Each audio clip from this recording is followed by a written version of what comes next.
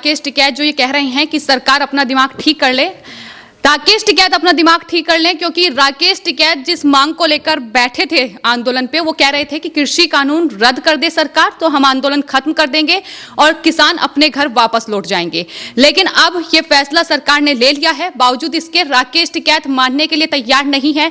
मैं तो ये भी कहना चाहूंगी कि वो एमएसपी पर गारंटी और कानून की मांग कर रहे हैं। अगर सरकार ने कानून बना दिया एमएसपी पर, तो उसके बाद राकेश टिकैत की अगली मांग सामने रखी जाएगी। तो इस तरीके से आंदोलन वो जारी रखेंगे, क्योंकि ये एक राजनीतिक आंदोलन है कि हमें समझने की बहुत जरूरत है, क्योंकि शुरू से ही किसानों का सिर्फ और सिर्फ इस्तेमाल किया गया है।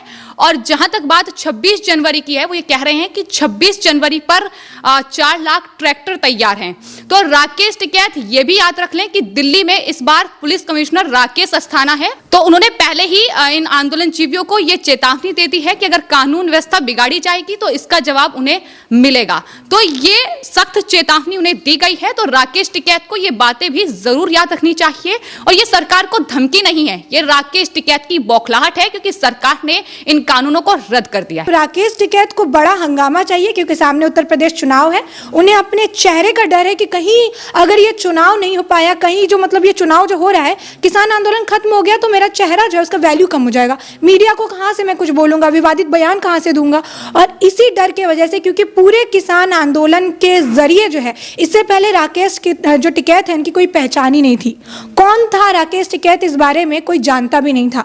लेकिन ये इस किसान आंदोलन के चक्कर में उन्होंने अपना नाम बनाया, अपने आप को एक नेता बनाकर उन्होंने पेश किया, और इसी आंदोलन में ये अपनी राजनीतिक रोटी सेकते नजर आ रहे थे।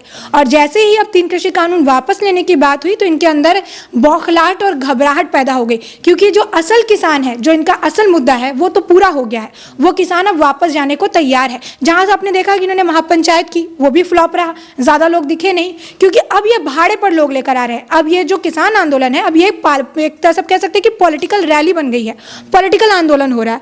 तो ऐसे में ये इसी तरीके से बेवकूफ़ी भरे जो बयान है वो देते रहेंगे। सरकार हमेशा की तरह जो करना है, जिस वक्त पे करना है, वैसे ही करेगी। तो इनके बयानबाजी से कुछ ज्यादा फर्क पड़ने वाला नहीं है। अभी जो टिकैत ने एक बार फिर एमएसपी पर, और जब सरकार ने 3 कृषि कानून रद्द कर दिए हैं, उसके बाद जो 26 जनवरी की धमकी दी जा रही है फिर से सरकार को, और अपना दिमाग ठीक कर ले, ऐसी धमकी राकेश टिकैत दे रहे हैं। इस पर शिप्रा जी आप क्या कहना चाहते हैं? देखिए, मैं ये कहना चाहूंगी, राकेश टिकैत जो ये कह रहे हैं कि सरकार अपना दिमाग ठीक कर ले, राकेश टिकैत अपना दिमाग ठीक कर लें, क्योंकि राकेश टिकैत जिस मांग को लेकर बैठे थे आंदोलन पे, वो कह रहे थे कि कृषि कानून रद्द कर दे सरकार तो हम आंदोलन खत्म कर देंगे और किसान अपने घर वापस लौट जाएंगे। लेकिन अब ये फैसला सरकार ने ले लिया है, बावजूद इसके राकेश टिकैत मानने के लिए तैयार नहीं है। मैं तो ये भी कहना चाहूंगी कि वो एमएसपी पर गारंटी और कानून की मांग कर रहे हैं। अगर सरकार ने कानून बना दिया एमएसपी पर, तो उसके बाद राकेश टिकैत की अगली मांग सामने रखी जाएगी। तो इस तरीके से आंदोलन वो जारी रखेंगे, क्योंकि ये एक राजनीतिक आंदोलन है कि हमें समझने की बहुत जरूरत है, क्योंकि शुरू से ही किसानों का सिर्फ और सिर्फ इस्तेमाल किया गया है। और जहां तक बात 26 जनवरी की है, वो ये कह रहे हैं कि 26 जनवरी पर 4 लाख ट्रैक्टर तैयार हैं। तो राकेश टिकैत ये भी याद रख लें कि दिल्ली में इस बार पुलिस कमिश्नर राकेश अस्थाना है, तो उन्होंने पहले ही इन आंदोलनजीवियों को ये चेतावनी दे दी है कि अगर कानून व्यवस्था बिगाड़ी जाएगी तो इसका जवाब उन्हें मिलेगा। तो ये सख्त चेतावनी उन्हें दी गई है। तो राकेश टिकैत को ये बातें भी जरूर याद रखनी चाहिए। और ये सरकार को धमकी नहीं है, ये राकेश टिकैत की बौखलाहट है, क्योंकि सरकार ने इन कानूनों को रद्द कर दिया है। जो प्रधानमंत्री मोदी ने कहा था कि हम ये कृषि कानून किसानों के हित के लिए लाए थे और अब वापस कर रहे हैं तो देश हित के लिए, तो आप इस बयान को लेकर क्या सोचते हैं? प्रधानमंत्री जी ने जब ये घोषणा की तो उन्होंने यही कहा कि किसानों के लिए ये कानून लाए थे, लेकिन समझाने में शायद नाकाम साबित हुए और देश हित में ये फैसला लिया जा रहा है। तो जाहिर तौर पर देश में जिस तरीके का उपद्रव, जिस तरीके की हिंसा हमने देखी इन आंदोलन की आड़ में, ये राजनीतिक आंदोलन ही था, इसमें खालिस्तानी घुसे, इसमें तमाम उपद्रवी घुसे, लेकिन राकेश टिकैत ने कभी भी उन पर कोई बयान नहीं दिया। उन्होंने कहा कि सरकार हमें आतंकवादी बोल रही है, तमाम लोग हमें आतंकवादी बोल रहे हैं, लेकिन ये सच है कि इसमें खालिस्तानी घुसे हैं। जिस तरीके की हिंसा, जिस तरीके का देश का अपमान हुआ है, लाल किले पर एक दूसरा झंडा फहराया गया है, तो जो फैसला लिया गया वो देश हित में ही लिया गया है, क्योंकि सरकार भी नहीं चाहती, प्रधानमंत्री भी नहीं चाहते कि इस तरीके से देश का अपमान हो। और यही वजह है कि सरकार ने यह फैसला लिया है, क्योंकि लखीमपुर खीरी की हिंसा हो या फिर 26 जनवरी पर लाल किले पर जो दूसरा झंडा फहराया गया वो देश का अपमान हुआ है, देश की छवि को नुकसान पहुंचा है, प्रधानमंत्री की छवि को नुकसान पहुंचा है। तो यही वजह है कि सरकार ने अब देश हित में यह फैसला लिया है। और प्रधानमंत्री ने यह भी कहा था कि जो किसान वहां बैठा हुआ है, मैं नहीं चाहता कि वो किसान वहां बैठा रहे, वो अपने घर वापस जाए, वो अपने खेतों में काम करे। इस तरीके से काम नहीं चलेगा और शायद किसानों को समझाने में सफल नहीं हो पाए। तो ऐसे में उन्होंने अपनी गलती मानी, स्वीकार की और ये फैसला लिया।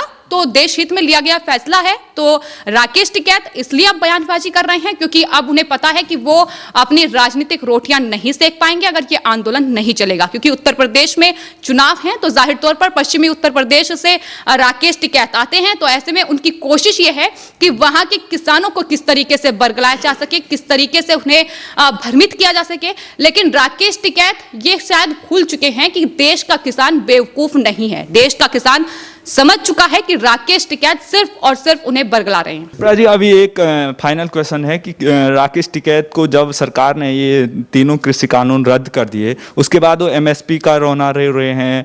अब जो सारे विपक्षी दल राकेश टिकैत के पीछे थे उन्होंने इसका श्रेय ना तो राकेश टिकैत को दिया। अब वो क्या चाह रहे हैं कि वो चुनाव लड़ें या नेता बनने की कोशिश कर रहे हैं राकेश टिकैत? देखिए, जो राकेश टिकैत जिस तरीके से इस पूरे आंदोलन में कूदे हैं, सबसे पहले आंदोलन की शुरुआत जो हुई थी वो पंजाब से हुई थी। तब राकेश टिकैत, गुरनाम सिंह चुड़नी, दर्शनपाल सिंह कौन है किसी को नहीं पता था।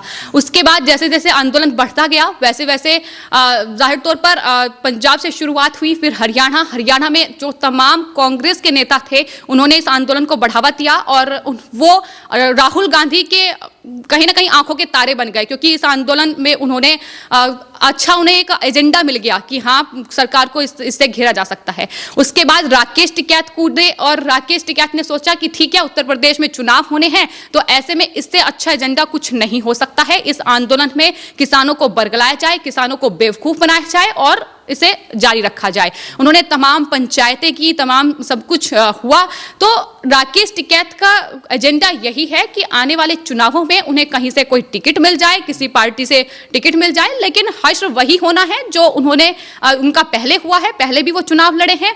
तो राकेश टिकैत ये भूल जाएं कि इस तरीके की सरकार को धमकी देकर वो चुनावी चेहरा बन जाएंगे और वो जीत जाएंगे।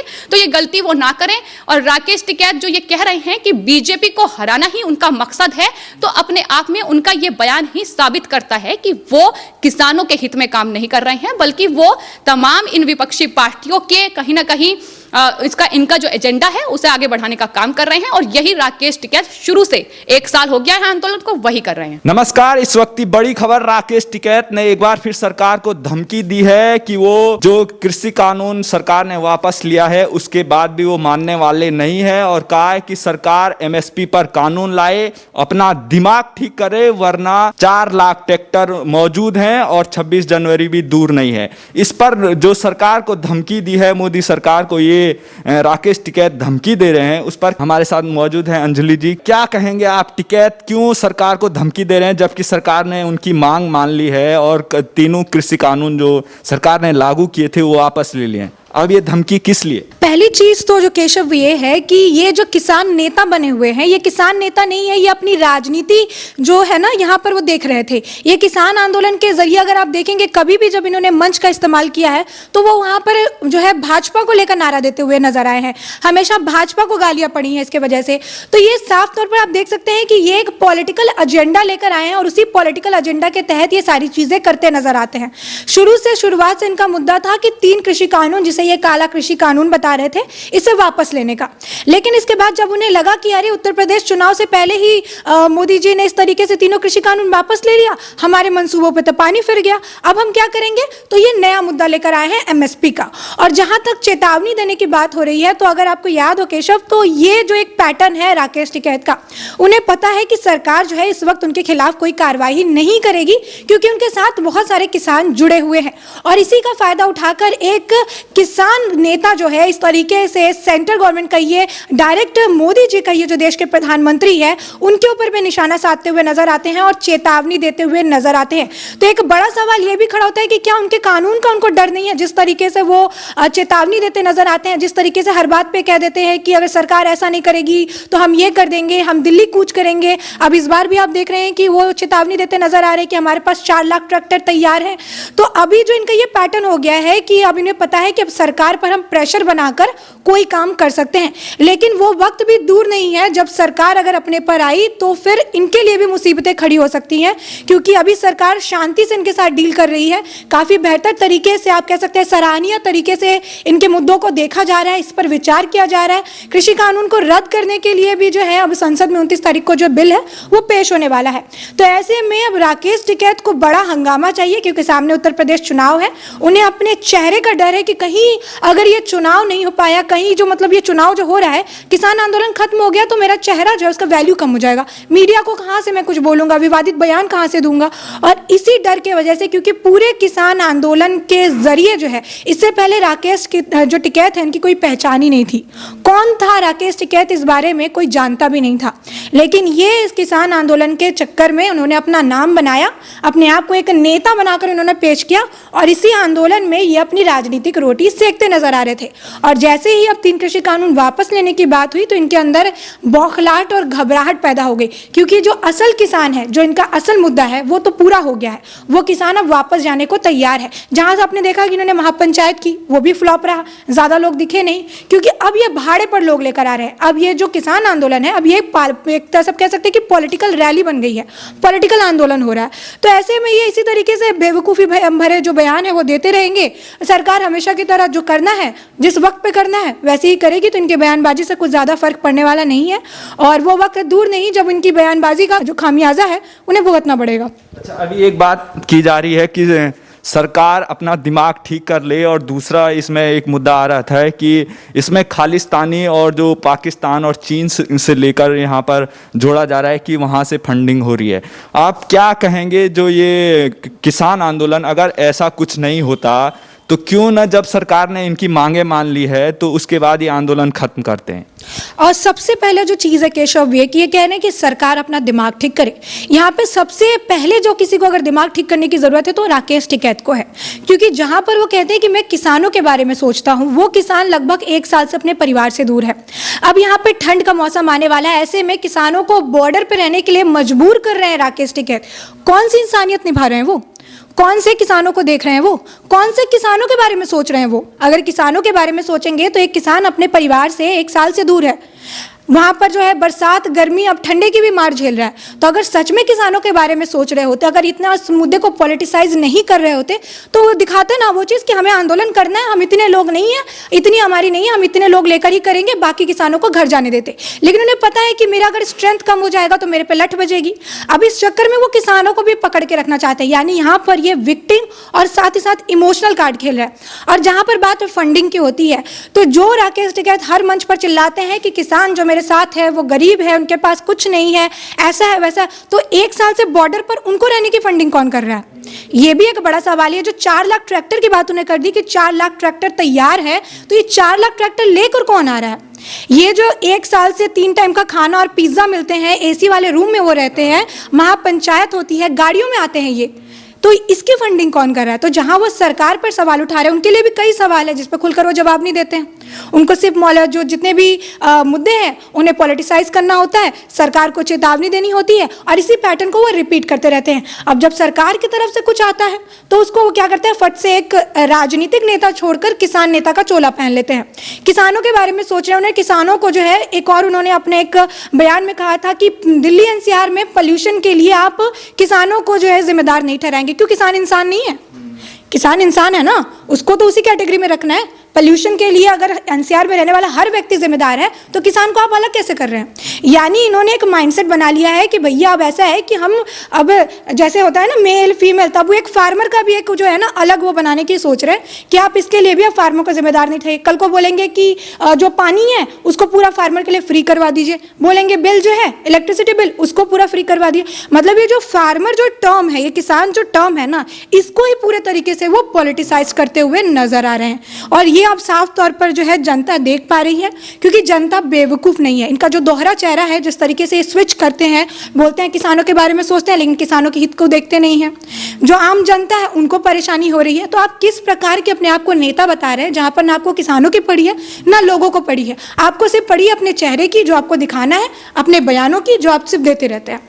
राकेश टिकैत की जो ये धमकी है, उस मुद्दे पर आप क्या कहना चाहते हैं? तो पूरा देश देख रहा है और किस तरीके से किसानों को ये बरगला रहे हैं, किस तरीके से ये अब 26 जनवरी की फिर से ये याद दिलाना चाहते हैं कि हमने जो किया था वो हम फिर दोहरा सकते हैं। तो ये जो धमकी राकेश टिकैत दे रहे हैं, उनकी ये सारी धमकियां जल्दी सामने आएगी और पता लगेगा कि राकेश टिकैत के पीछे किस देश की साजिश है, कौन सा दुश्मन देश राकेश टिकैत को फंडिंग कर रहा है। और इस सब पर जब जांच होगी तो राकेश टिकैत वहीं मौजूद होगा जहां उसकी जगह है।